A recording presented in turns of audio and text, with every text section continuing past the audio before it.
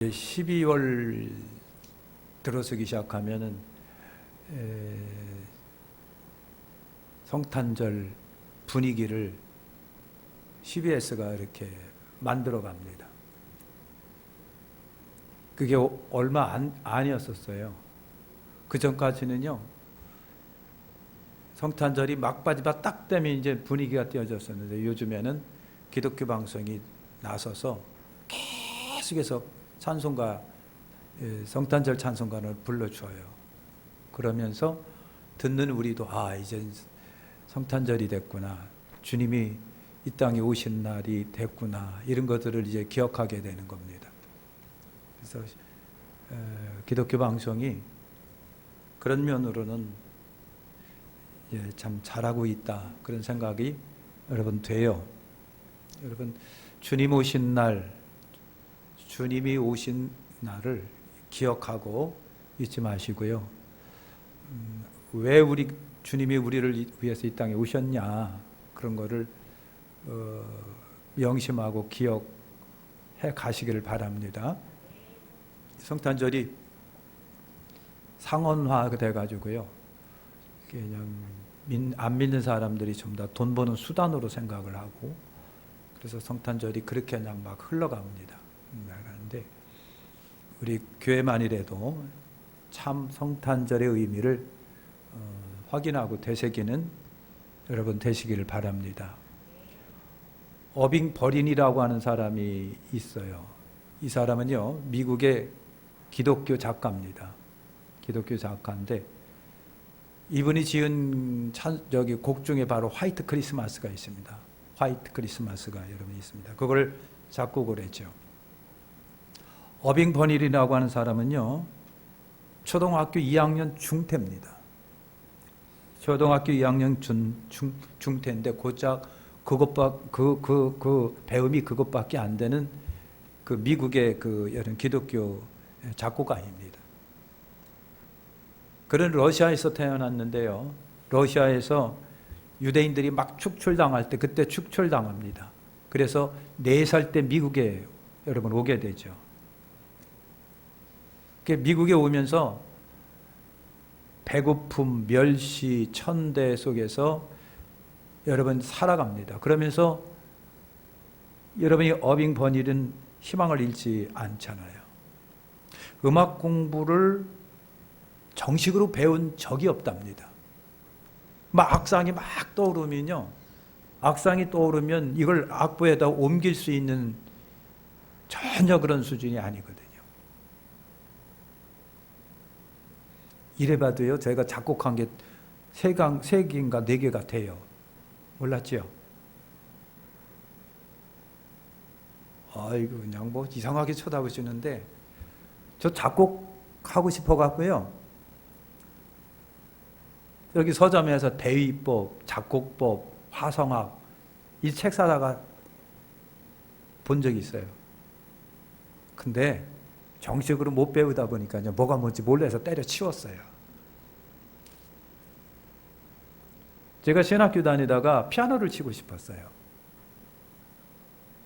그래서 여러분, 수원역 앞에 굉장히 번화하잖아요. 그때 방학 때 거기서 교통정리 아르바이트를 했거든요. 그래서 거기서 돈 준 거 가지고 몽땅 음악학원에 피아노 배우려고 투자를 했어요. 근데 결과는 어떨까요? 배우지도 못하고 그만뒀어요. 그만뒀어요. 그때 여러분, 그 아르바이트 하면서 수원에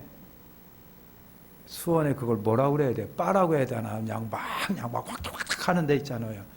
수원의 지소장이, 야, 니들 수고했어, 내가 좋은 데 데리고 갈게 해갖고 4명이가 5명을 끌고 간 데가 수원에 무슨 마차?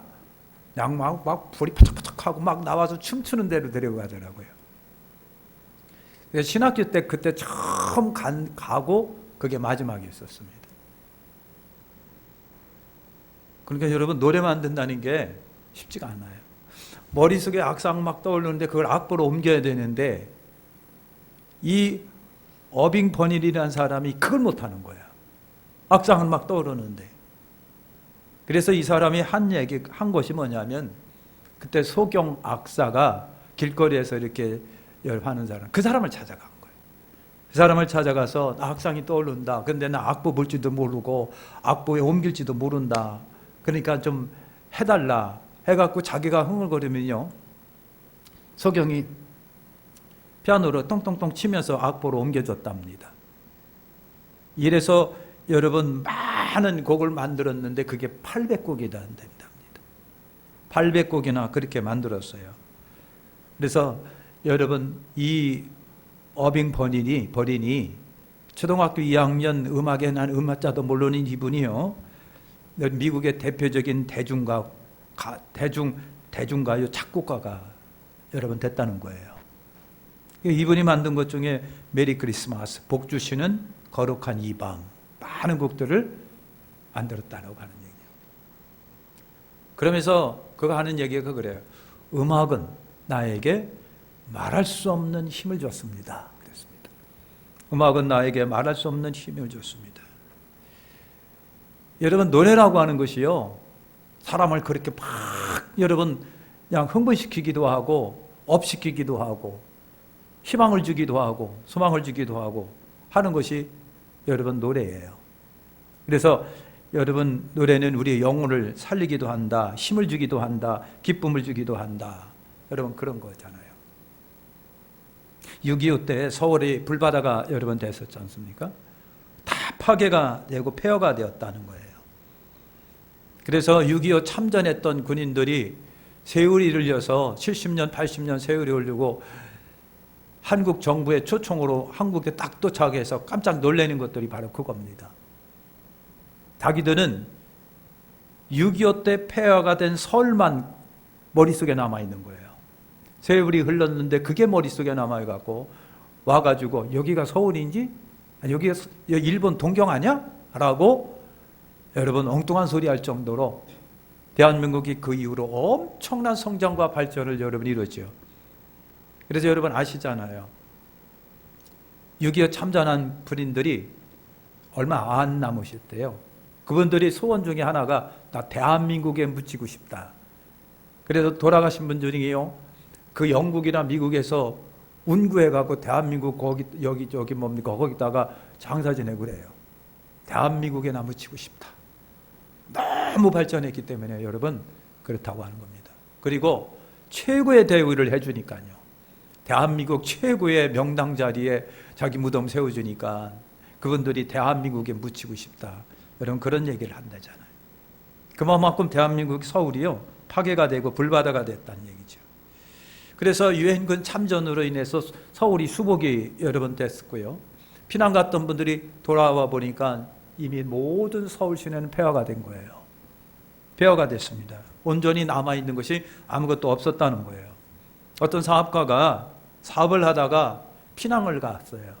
겨우 여고 일궈는 사업인데 피난 갔다 돌아와 보니까 모든 것이 다 불타고 아무것도 안 남은 거예요. 그러니까 재기하여 일어설 수 있는 힘이 없습니다. 절망해요. 그래서 이분이 살 소망이 끊어져 가고요, 자살하려고 한강에 갔다는 거예요. 한강에 갔다는 겁니다. 지금이야 한강이 정리가 잘 됐지만은요, 옛날에는 그냥 뭐 한강변으로 그냥 그지 같은 집들이 널려 있었고요. 그 다음에 여러분 잊어먹었네. 서울 한복판에 우리는 청계천도요, 그지 같은 집들이 그냥 줄비하게 늘어섰고 그냥 막. 지금은 얼마나 정리가 잘 됐는데, 그죠? 그래서 지금 청계천은 어떻게 하고요? 관광객들 1순위가 되는 데가 청계천이다. 여러분 거기 가보셨습니까? 저는 아직도 거기 다리근만 가봤는데 거기에 여러분 백로가 막 날아다니고 고기로다가 이따만한 고기들서부터 그냥 없는 게 없어요. 와, 참. 그러니까 직장인들이 밥만 먹고 점심때가 되면 거기를 이렇게 산보하고요 막 그랬다. 우리 한번 단체로 거기 답사 좀 한번 가볼까요? 네? 여러분 그렇게 했잖아요. 근데 옛날에 청계천이 그렇게 아주 그랬다는 거예요. 그럼 그렇게 와보니까 다 폐허가 된 거예요. 그래서 에이 살만 안 난다고 한강에 이제 투신해서 자살하려고 왔는데 막 그냥 노랫소리가 막 들리는 거예요. 이게 자기도 모르게 그 노랫소리 따라 들어갔는데 다 허물어져 가는 그냥 넝마루만 겨우 만든 집안에서 가운데 그냥 뭐 돼지집도 아니고 꿀꿀이집도 아닌 뭐 한 같은 거 그냥 단지에다가 갖다 놓고 막 그냥 그 집 옷을 입은 사람들 앉아갖고 막 박수치며 춤추며 노래하는 거예요. 너무 신기해서 이렇게 쳐다보고 있었는데 알고 봤더니 이 사람들이 교회를 다니는데 겨우 꿀꿀이죽 같은 거 하나 이제 얻어갖고 온 거예요. 와가지고 그거 갖다 놓고 이제 식구들이 앉아서 막 찬송을 부르는 건데 이 사람이 온 거예요. 알고 봤더니 여러분 그런 처지였었다는 거 하는 거예요. 그래서 물었다는 거야. 당신들 뭐 이거 갖다 놓고 뭐 이렇게 그냥 신나게 노래 부르립니까? 그랬더니 수많은 사람이 다 생명을 잃고 전쟁 때문에 죽었는데 그 속에서 우리를 살려주신 하나님이 너무 감사해서 아직도 못 먹는 사람이 줄도록 샜는데 그래도 오늘 암 굶기시고 이런 주기라도 하나님이 우리에게 주셨으니 너무 고맙고 감사하지 않냐. 그래서 하나님께 고맙다고 감사하다고 우리 찬송 부르는 중이라고 하는 거예요. 거기에 감동을 여러분 먹었다는 거예요. 그래서 이런 사람들을 보면서 그래서 자기도 그래 힘을 얻자 그래 갖고요 그 길로 그들 따라 교회를 다니면서 힘을 얻고 그래서 어려움 속에 사업을 이루어 갖고 크게 번창하는 역사가 여러분 있었다고 하는 거예요. 할렐루야. 오늘 우리가 읽은 1절을 봅니다. 새 노래로 여호와께 찬송하라. 대저 기이한 일을 행하사 그 오른손과 거룩한 팔로 자기를 위하여 구원을 베푸셨도다 그랬어요. 기이한 일을 행하시는 하나님이에요. 찬송 중에 거하시고 찬송 속에 역사하시는 그 하나님이라고 하는 거예요. 할렐루야. 찬송하면 우리에게 어떤 복이 임할까? 4가지 복이 여러분 임해요. 하나가 뭐냐면 하나님의 영광의 축복이 임한다는 거예요. 할렐루야. 열왕기상 8장 11절에 보니까 제사장이 구름으로 인하여 능히 서서 섬기지 못하였으니 이는 여호와의 영광 여호와의 전에 가득함이라. 하나님의 성막에 하나님의 임재하실 때에는요 영광의 구름이 그 성막을 가득 채웠다는 얘기예요. 앞이 안 보일 정도로. 그래서 제사장이 일을 못해가지고 그 성막을 빠져나오는 일들이 한두 번이 아니었답니다. 하나님의 영광의 구름이 성막에 가득 차가지고요. 가득 차가지고 제사장이 두려움이겠고 앞이 안 보이는 영광의 구름 속에 성전에 나올 수밖에 없었던 그 영광의 임재를 제사장들이 많이 경험을 했다는 겁니다. 특별한 것은요, 저와 여러분들이 성령에 감동되어서 찬송하고 찬양할 때에 여러분 경험하셨는지 모르겠어요. 우리 마음속에 푸릇함과 평강과 평화와 기쁨이 막 강같이 임하는 것을 우리가 느낍니다. 행복해요. 행복해. 걷잡을 수 없는 행복감이 팍 일어나고요. 제가 학생부를 담당하고 있었을 때 수련회를 가면은 저녁 집회는 그냥 막 완전히 불도가니가 여러분 돼요. 그럼요 계속해서 그냥 찬송하면요 애들 눈에서 막 눈물이 나면 툭툭툭툭 눈물이 떨어져. 하라고 해도 안 하던 애들이 지들이 손을 막 들고요. 심지어는 자기들끼리 일어나가 부둥켜안고 막 그러면서 여러분 찬송하고 찬양하고 막 그래요. 그러면요 인도하는 저 자신도 우리 모두 교사들도 온몸이 찌릿찌릿하답니다. 온몸이 찌릿찌릿하면서 신비한 어떤 느낌을 받는다는 거예요. 찬송 중에 하나님의 영광이 임하는 거예요. 할렐루야. 속이 심령이 부해지고 뜨거워지고 감사가 있고 그냥 기쁨이 있고 막 이런 것이 넘쳐나는 거예요. 그러니까 애들을 보고 누가 시켜서 그렇게 하겠느냐고요. 지들끼리 부둥켜 안고 막 울고 그러는 거잖아요. 여러분 하나님의 영광이 그들 가운데 임했을 적에 그런 역사가 여러분 일어나는 것입니다. 하나님이 내게 임하신다고 하는 그와 같은 은혜의 현장, 이것이 찬송 가운데 임하는 거예요. 할렐루야. 그러니까 여러분, 찬송하게 정말 심령을 다해서 마음을 다하여 찬송하게 되면은, 합령하게 되면 그건 내 영이 먼저 압니다. 내 영이 먼저 알면서 감동의 물결이 막 온몸이 찌릿찌릿할 정도로 감동의 물결이 막 와요. 아멘. 그래서 하나님을 찬양할 때에 정말 하나님의 임재의 영광, 하나님의 임재하심을 내가 내 영으로 느끼고 때로는 여러분 내 몸으로 느끼는 역사가 여러분 일어납니다. 두 번째가 여러분 지혜와 권능의 은혜와 축복이 우리 가운데 임하는 거예요. 대표적인 사람으로 여러분 다니엘을 우리가 생각을 할 수 있는데, 다니엘 2장 20절 23절이면 다니엘이 말하는 영광 영원무궁히 하나님의 이름을 찬송할 자는 지혜와 권능이 그에게 있음이로다. 여러분 좋습니다. 다니엘, 여러분 사자굴 속에 다니엘, 풍물불 속의 친구들, 여러분 얼마나 영광, 하나님을 그 속에서도 막 찬송하니까요. 찬송하니까 하나님의 영광의 임재가 그들 속에 임해서 사자가 입이 봉하고 불이 그들을 침범하지 못하는 역사가 일어나는 거예요. 그리고 다니엘은요, 그런 속에서도 하나님을 영화롭게 드리고, 그리고 다니엘은요, 그런 엄청난 권력들이 내쏟는 그와 같은 여러분 살인 계획과 그리고 핍박 앞에서도 당당하게 하나님을 높여드리니까 하나님께서 그에게 지혜와 은혜를 주신 거예요. 지혜와 은혜와 능력을 권능을 주시니까요. 다니엘이 여러분 미래를 보는 눈을 하나님이 열어주신 거예요. 그래서 자기 나라 이스라엘의 운명, 미래의 운명을 본 사람이 바로 이 다니엘입니다.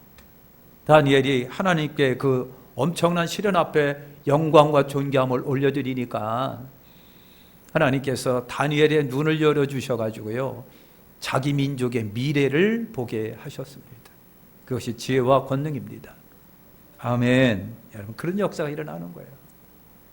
세 번째, 여러분 찬송하게 되면 기적의 역사가 여러분 일어나는 걸 꼭 믿으세요. 그죠? 사도행전 16장 25, 34절 잘 아시는 것처럼 바울과 실라가 옥중에서 찬양하는데 기적이 일어나잖아요. 그 땅에서 하나님을 높여드리고 하나님을 찬양하니까 기적이 일어나서요, 옥중 탈출, 찬송하고 경배하니까 원수 마귀가 물러가잖아요. 그러니까 여러분 귀신 들린 사람 앞에서 열심히 그냥 마음을 다해 찬송하면 어떡하고요? 얼마 못 가서 이 귀신 들린 사람이 발작을 하면서 입에 거품 물고 오줌 싸고 난리가 나가지고 도망가는 역사가 일어납니다. 그러니까 찬송하고 찬양할 때 기적의 역사가 여러분 일어나는 거예요. 그러니까 흉악한 결박이 풀어지는 거예요. 흉악한 결박, 우리 속에 있는 흉악한 나쁜 영들이 물러가고 떠나가고 항복하고 여러분 모든 흉악한 결박들이 예수의 이름으로 풀어지는 역사가 그렇게 나타난다. 아멘. 또 하나는 여러분 보면요, 역대하 20장 22, 23절에 보니까 이스라엘의 찬송이 시작될 때에 여호와께서 복병을 두어 유다를 치러 온 암몬과 모압과 셀산 사람을 치셨더라 그랬어요. 하나님이 무기 들고 나가 싸우지 말라고 그러시고요, 그냥 성가대 조직해서 그냥 찬송 불러, 하나님 그러셨어요. 그러니까 성가대를 조직해갖고 나팔 불며 그냥 막 찬양하고 그랬어요. 전쟁이 일어났는데 싸울 생각은 안 하고 막 이 성가대가 앞에 나와서 찬양하는 거예요. 그랬더니만 어떡하고요?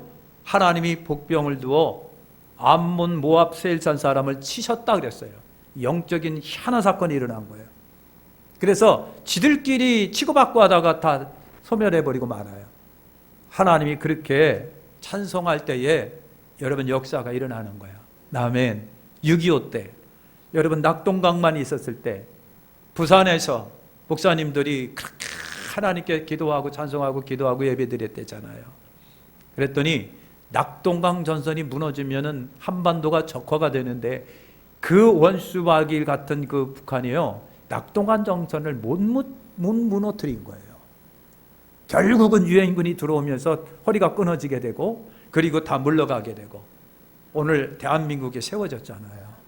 그러니까요, 여러분 찬송 많이 하시길 바랍니다. 네. 밥하다가 설거지하다가도 짠짠짠짠짠짠 하고 찬송도 하고 그러셔야 돼요. 아유 썩을 놈의 인생 왜 이렇게냐. 아유 썩을 비추는 건 썩을 놈의 인생이냐.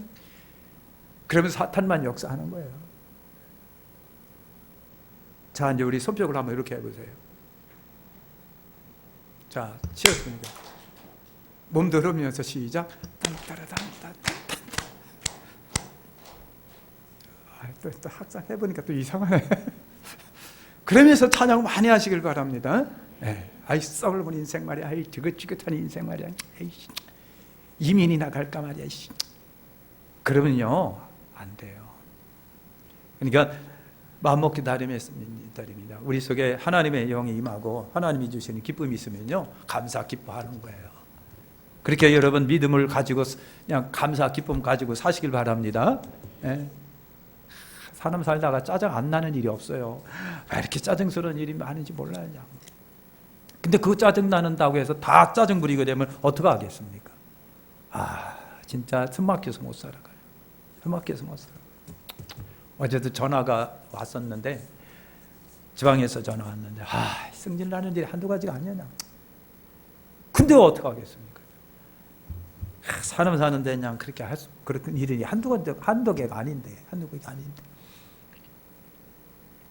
그래서 감사함으로 우리 살아가시기를 바랍니다. 찬송하면서 기도하겠습니다.